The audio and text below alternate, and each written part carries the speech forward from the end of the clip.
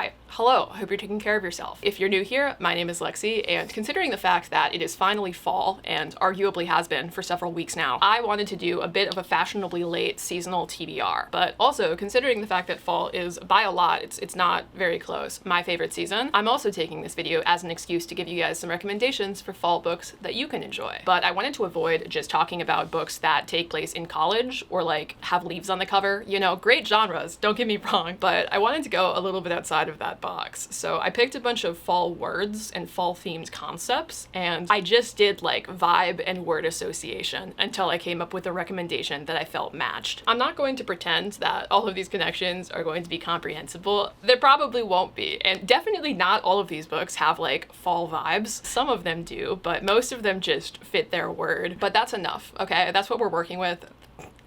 Enjoy! But before we get into any of that, I just want to give a quick word from the sponsor of today's video, which is Warby Parker. Warby Parker is a vision care company whose goal is to provide you with eyewear that is at that crucial intersection of both functional and stylish. They have locations both in person and then also online. I went through the website personally to get my most recent 2 pairs of glasses, one of which I'm currently wearing, and it can obviously be really scary to shop for glasses online, especially if you're like me and you're really picky and think a lot of things look bad on you. But Warby has some really neat features that make it way easier to feel good about your decision. You can start off by taking a little style quiz and answering some vague questions about your features and about what you're looking for in a pair of glasses, and you'll get a collection of frames that can kind of serve as starting points with your preferences, and you can try on those frames visually through your webcam on the website. I'm actually currently wearing these exact glasses, so as you can see, I mean, the model is pretty accurate, but then if you're still not completely convinced, you can select up to 5 pairs of frames to try on at home, completely for free. If you hate them, they'll give you a return label so you can just send them right back, or at that point you can pay to keep whichever ones you end up liking. I have been looking for a good pair of like staple silver frames for a little while now, ever since I started wearing more silver jewelry, so I am absolutely obsessed with these. They feel really high quality, like I can shake my head around and they're not just going to fall off of my face. And then I also got these white round framed glasses, which are definitely more of a statement piece. I mean, I also have a type with glasses, if you can't tell, but both of these I really love, and I would strongly recommend giving Warby a try through clicking on the link down in my description to get 15% off your order when you get 2 pairs of prescription glasses, either online or also in a store near you. Thank you so much to Warby Parker for sponsoring this video. I really appreciate it.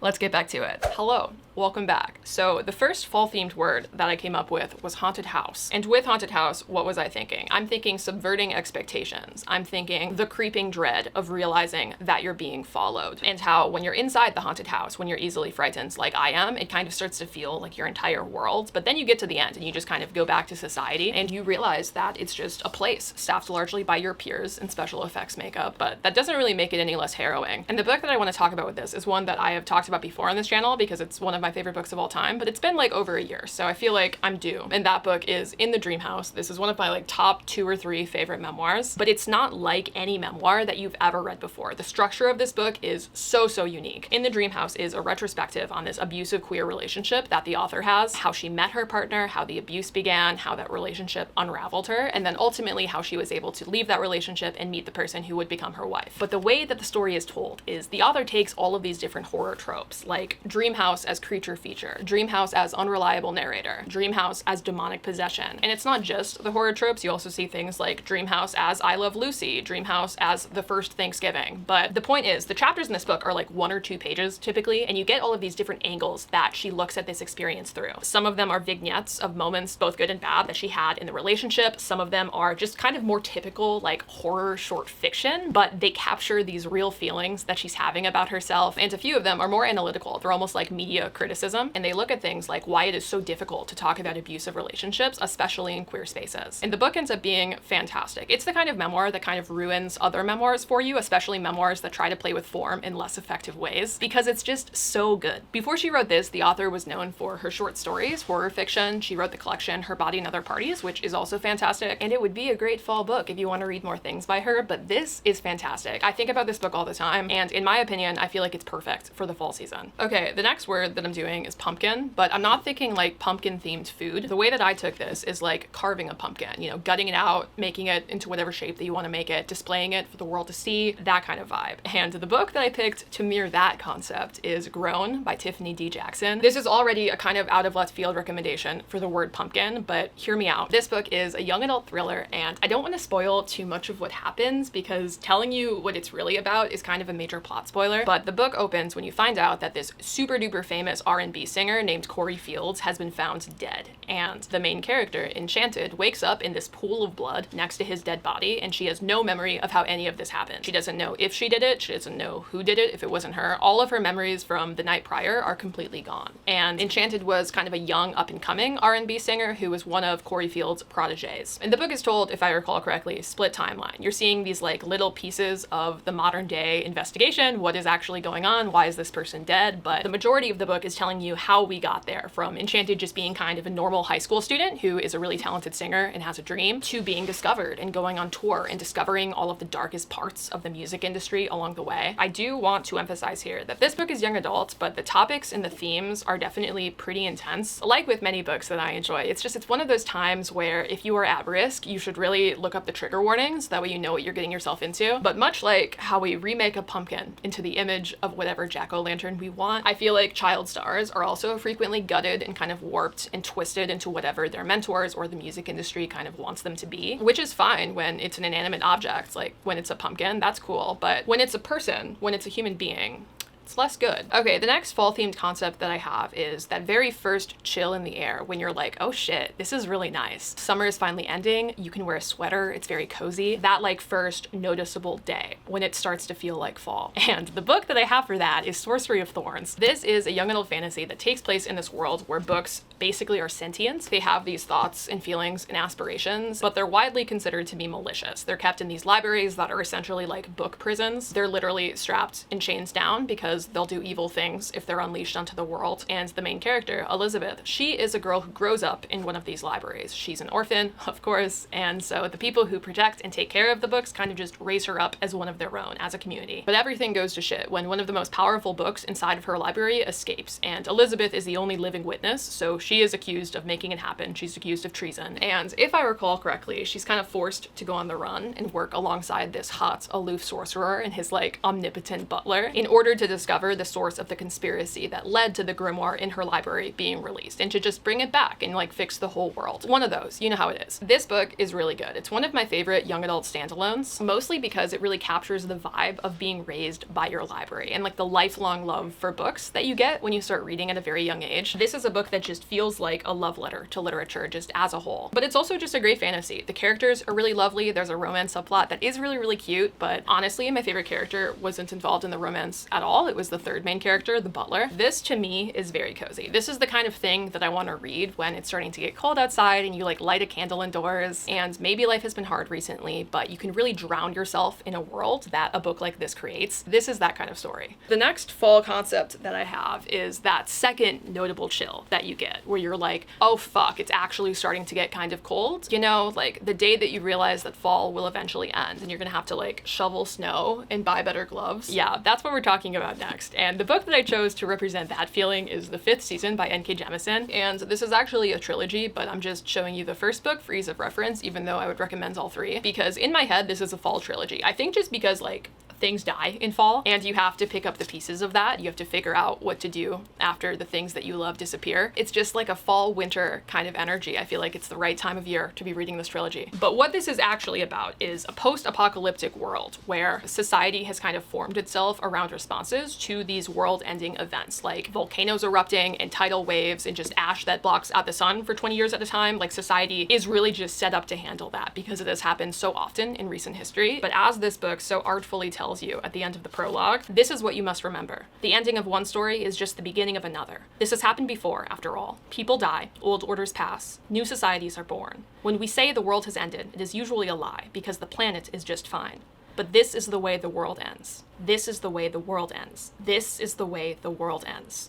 for the last time. So obviously the stakes are pretty high, even for the doomsday preppers. And the other layer to this society and what makes it a post-apocalyptic fantasy is there are people in this world who have access to a magic system that's called orogeny, which like it's more complicated than this, but for ease of reference, it's kind of similar to earthbending. So they can like quell earthquakes and terraform and stuff like that. But society is intensely afraid of these people. They think that people who have orogeny magic are like the source of all of the apocalypses that have been hitting over and over again. And the world is set up so that if you're discovered to know orogeny, you are either killed on sight by your village, or you are taken away from everything that you know and put into a program that basically makes you into a state-sanctioned orogenist, which are basically indentured servants. Like, you can't leave, you don't really have any freedom beyond, I guess, just being allowed to live, which otherwise you wouldn't be able to. I think that you're paid like a nominal wage, but it's not worth any of the injustices that you have to suffer to be in that position. And of course, it's also that the ruling powers of the world still have access to this incredibly powerful magic without having to worry that that magic will be used against them, or that they'll have to ever start treating people with orogeny like they're actually people, you know? So that's what's going on here. And both sides, the apocalypse brewing and also the orogeny magic system, are a lot more complicated than what I just explained. And the book overall did take me, if I recall correctly, a little bit to get into. It's one of those like pretty intense epic fantasies where there's a lot of new vocabulary that you need to figure out. It takes a few chapters before you're really comfortably immersed and you can follow everything that's going on, but it is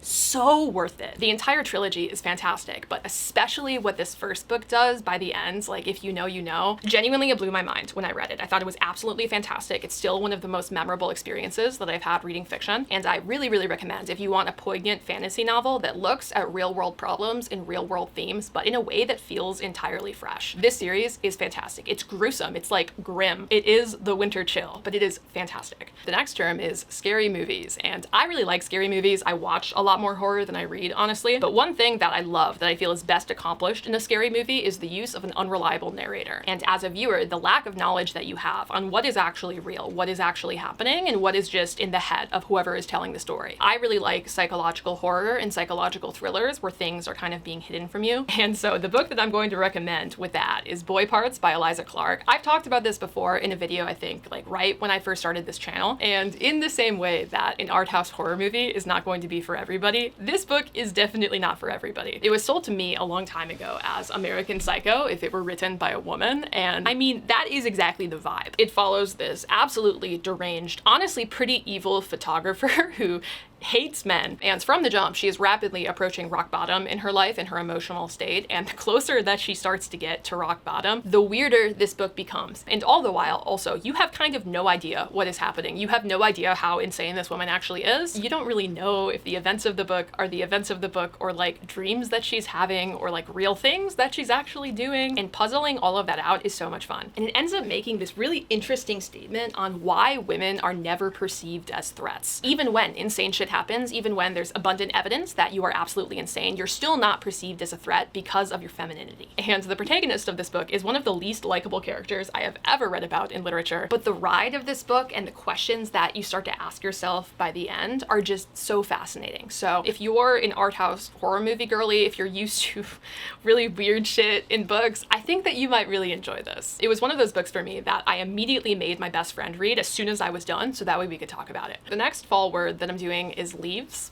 And with leaves, what I'm thinking of is the beauty in the mosaic, right? The prettiest fall trees, the prettiest fall scenes have leaves that are all different colors. They're red, they're orange, they're yellow, they're green, they're like a gradient of all of those things. You know exactly what I'm talking about. And if you took one leaf from one of those trees, it might be really pretty, right? It might be a beautiful leaf, but it works best in the whole of everything else as a part of the mosaic of leaves that make the beautiful fall scene. The book that I chose to go with that is also a book that I talked about quite a long time ago on this channel, but it's also one of my favorites of all time, and that is Not That Bad, which is an anthology that was compiled by Roxane Gay. And this book includes a bunch of essays and stories by a ton of different authors that all seek to analyze and interact with the culture of abuse and essay that currently exists in the modern world. And you might think that getting to this book from the prompt leaves is a bit of a stretch, but obviously when I read this, I have pieces inside of it that are my favorites, that were the ones that resonated the most with me when I read it. But I really think that more than any other essay collection or anthology that I've ever read, this is the kind of thing that is stronger than the sum of its parts. It is a very difficult collection to read. I mean, reading anything that's about violence against women or about anybody on that matter, it's hard. It's emotional labor. Like it's not easy, but seeing so many different voices talk about these issues from so many different intersectional perspectives. When I got to the end of this book, like I can't imagine that many of these authors had ever met each other, but it was like all of them were right next to me screaming in unison, and I was screaming right alongside them because in a lot of ways we are the same regardless of individual circumstances of struggle. I think that's another Leaves-like part of this book, just the resilience that you have to grow where you are planted regardless of what has been done to you, regardless of what you have been through in your life, and to have a really hard time to survive some really difficult winters, but then to look around you one year and realize that you were just one person inside of a forest and there were others like you there all along and all of you were screaming together. You know what I mean? Does any of this make sense? I don't really know, but that's the vibe of this book. If you feel capable of reading it, I really do think that it will make a massive impact on you like it did for me. Okay, the next term is cornucopia.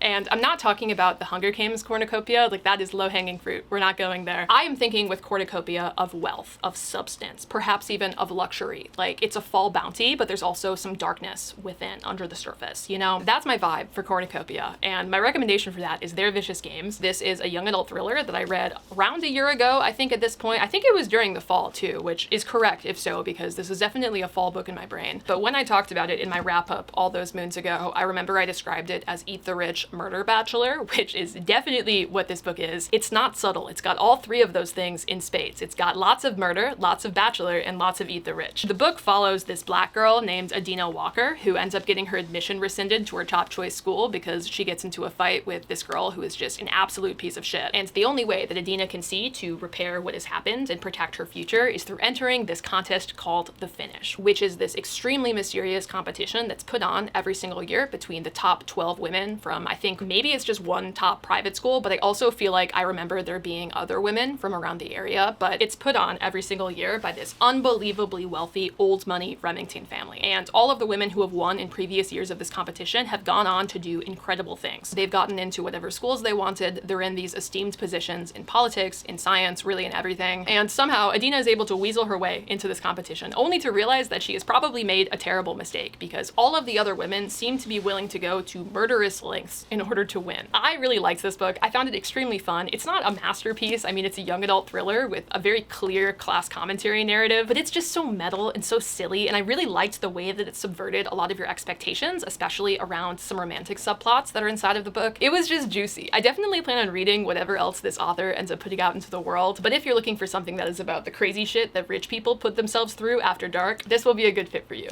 Okay, the next word is scarecrow, and look, explaining anything about why I think this book is scarecrow would be spoilers, but I feel like it fits more perfectly than perhaps any other book on this list, so I can't not do it. So it's just going to be kind of an if you know, you know situation, but dude, just trust me regardless. This is a fantastic book to read during the fall, and that is The Last House on Needless Street. If you're looking for something kind of spooky to read during October, this is your bitch. You're gonna have a great time. I'm pretty sure that this book made me cry, which was the last thing that I expected. It starts off as kind of an absurdist horror book. Like you have different perspective characters, and one of them is a cat that has human-like thoughts and emotions, you know? It almost has like Night Vale vibes at first. Like you don't really know what's going on. It's eerie, but not particularly graphic, and you're following all of the people who live inside of the last house on Needless Street, as well as somebody who is kind of investigating a crime that has something to do with the last house on Needless Street. Maybe, who's to say? And again, the way that this kind of subverted my expectations and ended up having such a strong emotional core compared to the story that I was expecting when I went into it, it's just really good, and it's so scarecrow. Like, I'm not just talking about the birds, by the way. I'm also talking about what a scarecrow actually is and represents. Like, it's so scarecrow. Dude, just trust me. If you're looking to dip your toes into something that is horror, or at least horror adjacent, into something that is a little bit eerie and slow paced, this will be a very good book for your fall. Okay, the last term that I'm including in this wrap up is Secret Society, and I'm not going to be talking about Babel here. Like, obviously Babel is a perfect fall read. You guys know I love that book. You know that it's a good time to read it if you haven't picked it up, but I'm going to take this opportunity to, I think for the second time this year, I'm pretty sure I read this in February, I want to shout out The Library at Mount Char. This is easily one of the most unique books I've read in my entire life, just in terms of like raw creativity. This guy, the author, Scott Hawkins, just pumps this one out and then never wrote anything ever again, to my knowledge. So it's one of those. I don't think that I'm ever going to read anything like this ever again, but this book is about this secret society of librarians who are all experts in some topic inside of this infinitely expansive and ever-changing library. And they study underneath this godlike figure that they call Father, who is seemingly omnipotent to them. They like pseudo worship him, but also treat him like their dad, but also treat him like a mentor. And the book begins when the father has gone missing. So all of the librarians have to work to find him because they are not capable on their own of defending this infinitely expansive library from all of the other threats in the world that would like to control it. And in their quest of finding their father, they end up roping in this entirely normal man named Steve, who really has no business being involved. He doesn't really understand what's happening, but he very, very quickly gets in over his head. And I know that that plot summary is very vague, but honestly, in my opinion, to say anything more would be to ruin the magic of actually experiencing this book for yourself. Fair warning, this book is like super violent, possibly gratuitously so, especially against animals and sometimes people, but I thought it worked in the kind of absurdist context of the story, with one exception related to how they handle something to do with the main female protagonist that was kind of off-putting to me and prevented me from being able to give this a strong 5-star like I thought that I was going to. But it's still fantastic. Like, a couple of pages around the 2/3 mark aside, I think that this is one of the most memorable books I've ever read, ever will read. It is certainly one of the most interesting forays into a secret society that I've ever seen. And if you can handle the heat that is inside of this kitchen, I think that you will find this to be like wildly entertaining. And with that, that's the last recommendation that I'm going to be giving you at this point in the video. Looking at the stack, they're all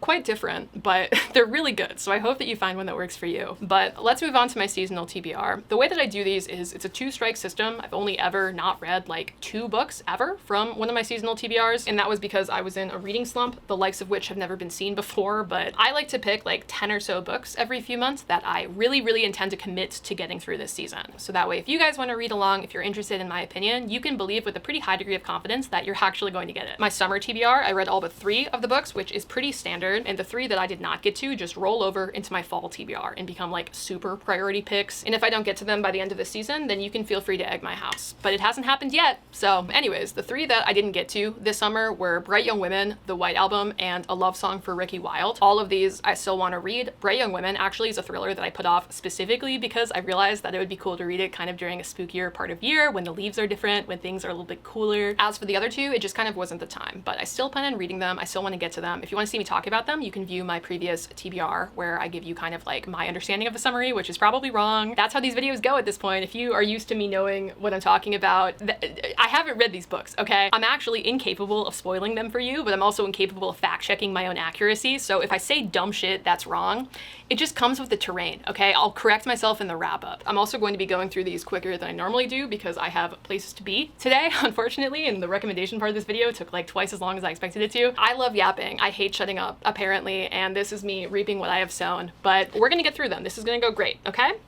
Okay, the first book that I'm going to be reading is Jade City by Fonda Lee, and this is a fantasy trilogy, but I'm only going to be committing to the first book at this time. I know nothing about this series, other than that it's kind of Godfather, East Asian, organized magical crime families who are trying to control a city's supply of jade, which is like a magical source of power of some kind. Who's to say what kind, but I imagine it's pretty neat, and that was enough for me to think that this sounded really, really cool. I love organized crime and fantasy. I think that it's really, really fun, but the other reason why I want to give it a try is this is like universally acclaimed. Like every type of fantasy reader that I have seen online really, really likes this book, but the most interesting group to me that it's broken into is I browse a lot of like white man fantasy Reddits. You know exactly the kind of person that I'm talking about, right? Patrick Rothfuss, Brandon Sanderson, Wheel of Time, Game of Thrones enjoyers. Like, no shade whatsoever to any of those books. I've heard that a lot of them are fantastic, but you know the exact kind of variant of fantasy fan that I'm talking about. And I have seen a lot of people like that who also really, really love Jade City and put it in the same list as all of these other big names who are mostly writing, to my knowledge, these medieval Europe inspired fantasy books. And it's just really interesting to me that you have this East Asian woman's fantasy series about gangsters, and it's in all of these same lists next to Game of Thrones, Wheel of Time. What kind of sauce is in this that it has so much universal appeal to so many different kinds of fantasy fans? That's what I want to find out. So this is definitely a priority read for me. Next up,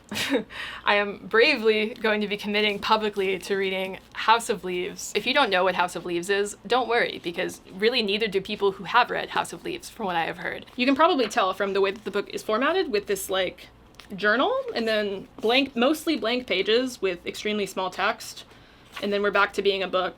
And then I'm not exactly sure what we are now. But yeah, this is like a famously experimental kind of mindfuck of a book. My best friend actually read it for one of her college classes, and she very strongly recommended it. To my knowledge, it's kind of a book inside of a book inside of a book. Like the original House of Leaves is not what this book is. This book is like a retrospective by journalists, maybe about the original House of Leaves. That is also kind of a multimedia project chronicling the original book's impact, but also the book has like these horrible secret powers. I'm talking out of my ass. I don't know what I'm saying. The point is, there's a lot going on in this book. It's a very ambitious undertaking. It definitely requires you to use all of the brain cells inside of your head to understand. But I have heard from House of Leaves enjoyers that it is one of the most memorable experiences that they have ever had with a work of fiction because of how inventive it is, because of how experimental it is. So it's time. If you've been here for a little while, you know that I love weird books. I love books that play with form especially well. I mean, in this very video, I talked about In the Dream House, which I will say that this book, which just has the letter A rotated like 240 degrees on a piece of paper, does make In the Dream House look like the most generic work of prose imaginable. But I love books like that kind of subvert your expectations and use the form a story takes as a narrative tool. So I'm gonna do it. I'm gonna get through this fall. I've been saying this for years, but putting it in my TBR actually like forces me to do it. So yippee. Okay, the next two are actually at my apartment. For those of you who don't know, this is an office that I rent. I've been renting it since I lived with my parents, and I just didn't stop when I moved out. I probably should. And the first one is The Very Secret Society of Irregular Witches, which simply put is a rom-com, I believe, that's about this witch who is an orphan herself, but then she goes to run an orphanage for other young witches and like befriends a bunch of the townspeople there and has a romance with, I think, the local librarian. It was recommended to me by a few of you guys in my comments because of how much I liked Half a Soul, which was delightful. And I hope that I can feel that delighted ever again in my life. That's what we're shooting for with this book. It's got witches, which makes it fall themed, and it's a nice, cozy rom-com. So it's on the list. And the second book that I don't have with me is Lady Macbeth by Ava Reid, which is her new release. I really love Ava Reid. I think that she's the most like quote unquote controversial or divisive author whose books that I've read at least have all really worked for me. And so seeing all of the mixed reviews on her most recent, which is a Lady Macbeth like backstory, I think, you know, it's not surprising at this point. Like I remember that Juniper and Thorn got insanely mixed reviews, and that's still my favorite book in her catalog, even though it's definitely not for everybody. Keep in mind, I'm not a Shakespeare girly. I've never been a Shakespeare girly. I did read Macbeth in high school, but most of my knowledge on that play has completely evaporated. So I'm not going to have an opinion on whether Ava is doing her character right or doing her dirty. That's not something I know shit about. I'm gonna be real. And like with any heavily Shakespeare inspired book that I sign up to read, I feel like it's high risk. Like there are going to be things that I just kind of don't get and I don't see the depth of that people who are more familiar with Shakespearean plays might see, but I still want to give it a go. I feel like fall's a good season for Ava Reid in general. She's a very like atmospheric writer, and so that's why that's here. I'm gonna read it.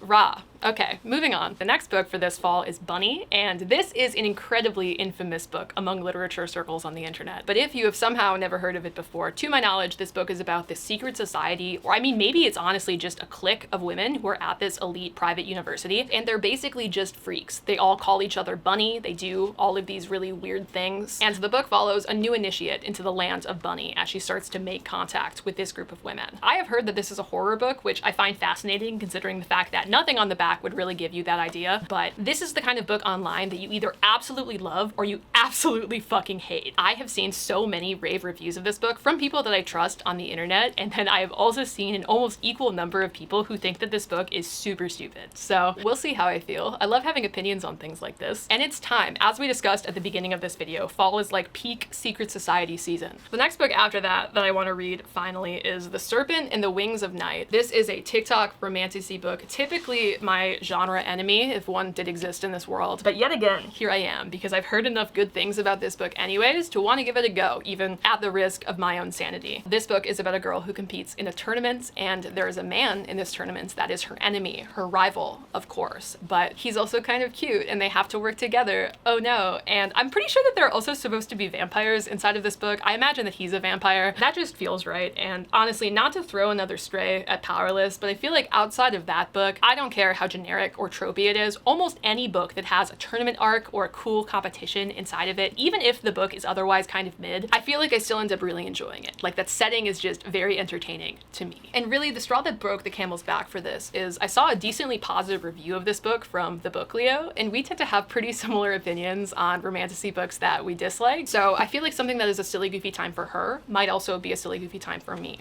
Fingers crossed, we'll see.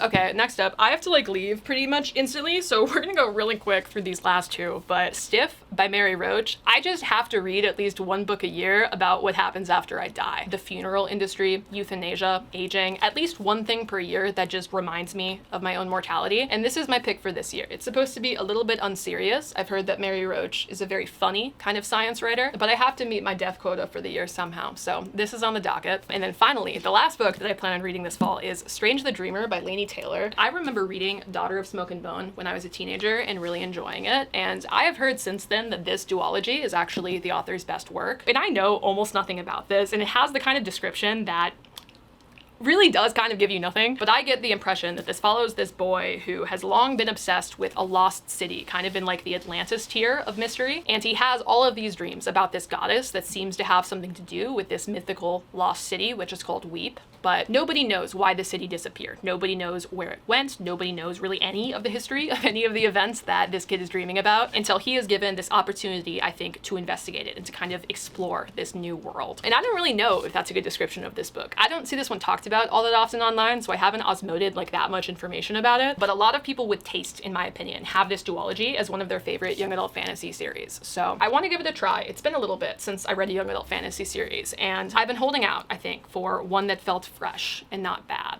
And hopefully this is that. But yeah, that's it. Sorry, those last 4 descriptions were honestly pretty mid, but we did what we had to do, okay? I really do have to go. I always underestimate how long these videos will take me, but it's okay, it's fine. If you had a good time, if you liked this, please leave an actual like. Please comment every thought that you've ever had. Please let me know if there are any books that would absolutely change my life that I'm missing.